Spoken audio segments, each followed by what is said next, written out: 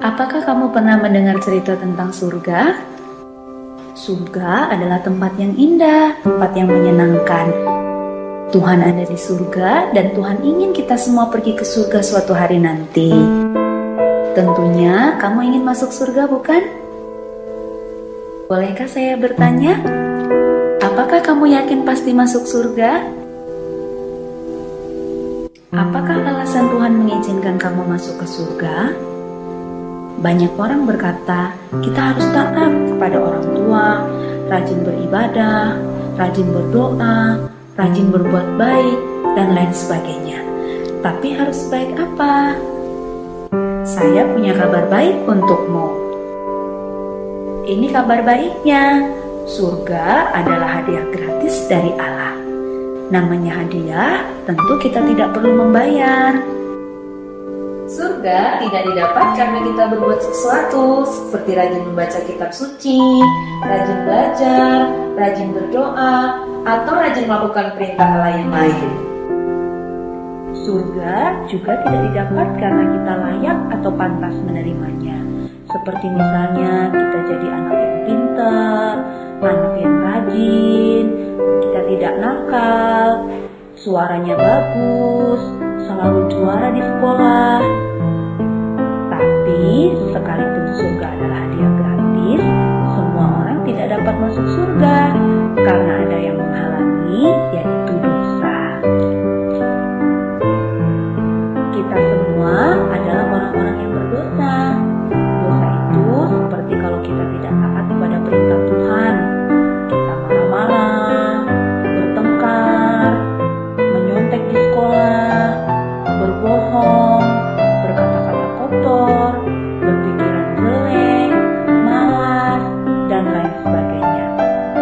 Dosa juga kalau kita tahu yang baik tapi tidak mau melakukan, seperti membantu orang tua, beribadah, berdoa, taat kepada orang tua, tapi kita tidak lakukan, itu adalah dosa. Dosa sudah mengikat hidup kita, sehingga kita cenderung untuk berbuat dosa. Kalau kita terus berbuat dosa, maka dosa kita akan sangat banyak. Nah, dengan dosa yang banyak seperti ini, kita tidak dapat menyelamatkan diri kita sendiri untuk masuk surga. Kita seperti orang yang tenggelam dalam lumpur hisap. Tidak mungkin kita menarik rambut kita untuk mengangkat diri kita, bukan? Nah, kita juga seperti itu. Kita tidak bisa menyelamatkan diri kita sendiri untuk masuk surga. Mungkin kita berpikir, kalau saya banyak berbuat baik, nanti ditimbang dosa dan perbuatan baik saya, sehingga saya bisa masuk surga. Tetapi itu tidak mungkin. Mengapa? Karena untuk masuk surga kita harus sempurna. Artinya tidak ada dosa satupun yang kita lakukan dalam hidup kita. Tidak mungkin kita menyajikan kue dari gula, mentega, tepung, dan 9 telur yang baik, tetapi sudah tercampur dengan 1 telur yang busuk. Kenapa?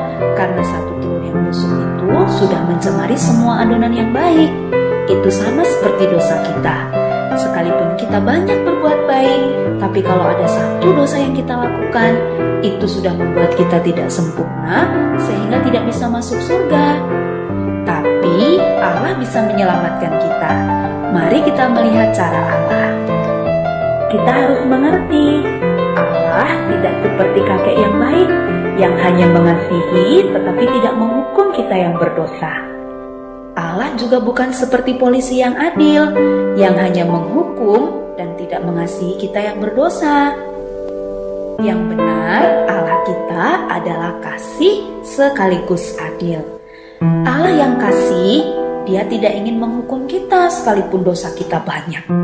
Tapi Allah yang adil harus menghukum kita sekalipun dosa kita hanya 1.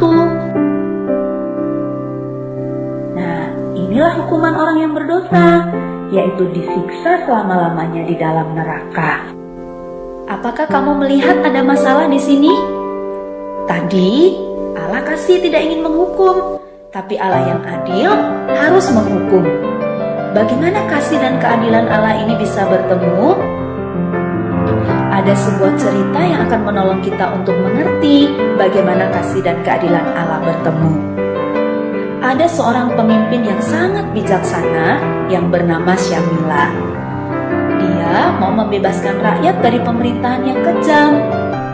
Tiba-tiba suatu kali prajuritnya datang melapor bahwa ada yang mencuri bahan makanan mereka. Syamila menjadi marah. Lalu dia memerintahkan bahwa siapapun yang mencuri dan tertangkap akan dihukum 50 kali cambukan di muka umum. Ternyata ada yang mencuri dan pencurinya tertangkap. Tapi yang mengejutkan Jenderal Syamila, yang mencuri ternyata adalah ibunya sendiri. Syamila bingung apa yang harus dia lakukan, karena tentu dia sangat sayang kepada ibunya. Tetapi sebagai pemimpin, dia harus menjalankan keadilan, yaitu menghukum orang yang sudah melakukan kesalahan. Tetapi karena Syamila adalah pemimpin yang sangat bijaksana, dia melakukan sesuatu yang mengejutkan semua orang. Dia membuka jubahnya, lalu dia memakaikan kepada ibunya. Dan dia dicambuk sebanyak 50 kali cambukan sebagai ganti ibunya. Dengan cara inilah Syamila menunjukkan kasih kepada ibunya, tapi sekaligus dia menunjukkan keadilan kepada semua pengikutnya. Demikian juga Allah mempertemukan kasih dan keadilannya melalui pengorbanan Yesus. Yesus adalah Allah yang menjadi manusia. Sekalipun dia Allah, dia mau datang ke dalam dunia, lahir menjadi manusia seperti kita yang kita peringati hari lahirnya pada hari Natal. Tapi dia hidup dengan sempurna, tidak seperti kita yang berdosa. Inilah yang Yesus lakukan. Yesus mati di kayu salib untuk menggantikan hukuman dosa kita.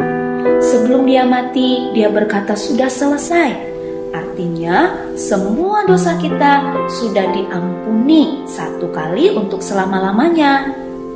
Kemudian Yesus dikuburkan, tapi karena dia Allah, dia bangkit pada hari yang ketiga, lalu dia naik ke surga.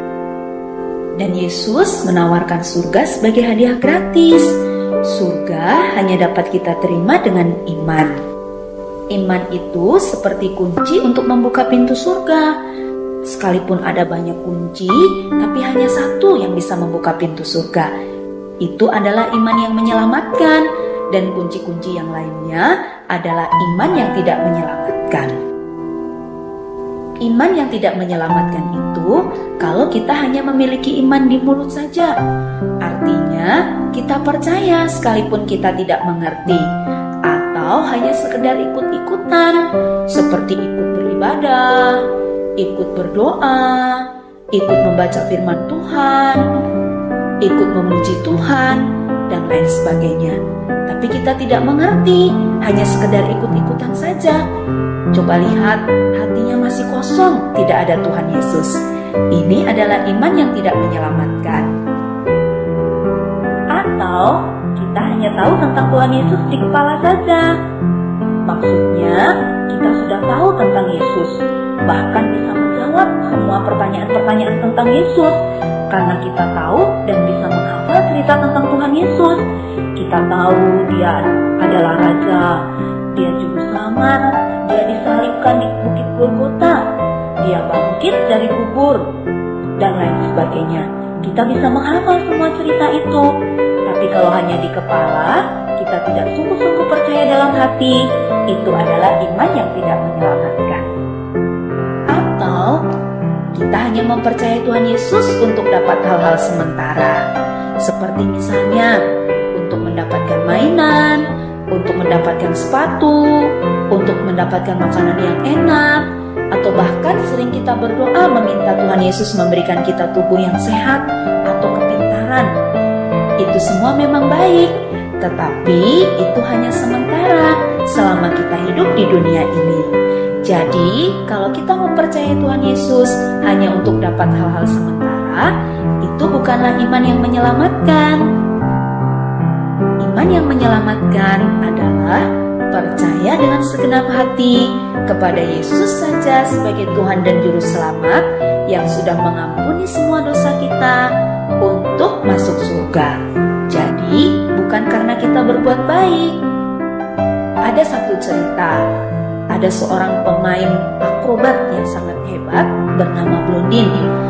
Dia akan berjalan di atas kabel melintasi air terjun Niagara sambil mendorong kereta bermuatan pasir. Ketika Blondin berhasil, semua penonton bersorak-sorai. Tapi kemudian manajernya bertanya kepada penonton, apakah penonton percaya Blondin juga bisa menyeberangkan orang melintasi air terjun? Wah, semua penonton berkata, ya, saya percaya. Tapi manajernya bertanya lagi, siapa yang mau ikut? Mas, semua penonton terdiam, tidak ada yang menjawab. Tiba-tiba ada seorang anak kecil berteriak, saya percaya, saya mau ikut. Lalu anak kecil itu naik di atas kereta dorong dan Blondin membawanya sampai ke seberang dengan selamat. Nah, iman yang menyelamatkan itu seperti anak kecil ini, bukan hanya seperti penonton yang percaya di mulut saja, tapi mau mempercayakan dirinya untuk dibawa menyeberang. Jadi, iman yang menyelamatkan adalah kita mempercayai Tuhan Yesus dengan segenap hati sebagai Tuhan dan Juru Selamat yang sudah mengampuni semua dosa kita dan membawa kita masuk ke surga. Apakah kamu sudah mengerti bagaimana bisa masuk surga? Kalau kamu sudah mengerti, apakah kamu mau menerima hadiah gratis yaitu surga? Ini caranya. Kamu percaya kepada Yesus yang sudah mengampuni semua dosamu dan membawamu masuk ke surga, bukan karena kamu berbuat baik. Dan kamu mau menerima Yesus sebagai Tuhan dan Juru Selamat dalam hati, bukan hanya di mulut atau di kepala saja. Kamu juga harus bertobat, artinya meninggalkan semua dosa dan taat kepada Yesus saja. Kalau ini yang kamu inginkan, kamu bisa berdoa bersama-sama. Mari kita berdoa bersama untuk menerima Yesus. Tuhan Yesus, saya mengaku orang berdosa dan tidak layak masuk surga. Saya percaya Yesus mati di kayu salib untuk menghapus dosa-dosa saya. Ampunilah saya, masuklah dalam hati saya, menjadi Tuhan dan Juru Selamat saya. Amin. Inilah janji Yesus pada kita yang percaya. Yohanes 6 ayat 47 berkata, sesungguhnya barang siapa percaya, ia mempunyai hidup yang kekal. Artinya, Tuhan Yesus berjanji, Dia pasti menepati janjinya. Kita yang sudah percaya kepada Tuhan Yesus pasti masuk surga. Sekarang, karena kita sudah percaya kepada Tuhan Yesus, kita menjadi anak-anak Allah. Dan tangan Tuhan Yesus memegang tangan kita. Kita tidak akan pernah dilepaskannya. Sekalipun ada kalanya kita lemah, ada kalanya kita tidak taat. Tapi Tuhan tetap memegang tangan kita. Itu berarti yang menjamin keselamatan kita, yang menjamin kita pasti masuk surga adalah janji dan kesetiaan Tuhan Yesus, bukan kesetiaan kita sendiri. Itu seperti janji Yesus dalam Yohanes 10 ayat 28. Aku memberikan hidup yang kekal kepada mereka, dan mereka pasti tidak akan binasa sampai selama-lamanya, dan seorang pun tidak akan merebut mereka dari tanganku. Ini janji Tuhan Yesus kepada kita. Tuhan Yesus memberikan hidup yang kekal kepada kita yang percaya, dan kita yang percaya tidak akan binasa sampai selama-lamanya, dan tidak ada yang bisa merebut kita dari tangan Tuhan. Sekarang kamu sudah mengerti, kapanpun kamu dipanggil Tuhan, pasti masuk surga, karena kamu sudah percaya kepada Tuhan Yesus dengan segenap hati, bukan karena kamu berbuat baik. Tetapi sebagai orang yang percaya, kita harus berbuat baik. Itu kita lakukan untuk menyenangkan hati Tuhan dan sebagai tanda terima kasih kepadanya, bukan sebagai syarat untuk masuk surga. Sekarang kita sudah jadi anak-anak Allah, dan Allah ingin kita bertumbuh melalui membaca Alkitab, berdoa setiap hari, berbakti atau beribadah di sekolah minggu, bersekutu, dan bersaksi, menceritakan tentang Tuhan Yesus dan keyakinan kita masuk surga kepada orang lain. Jadi, ceritakan kabar baik ini kepada teman-temanmu.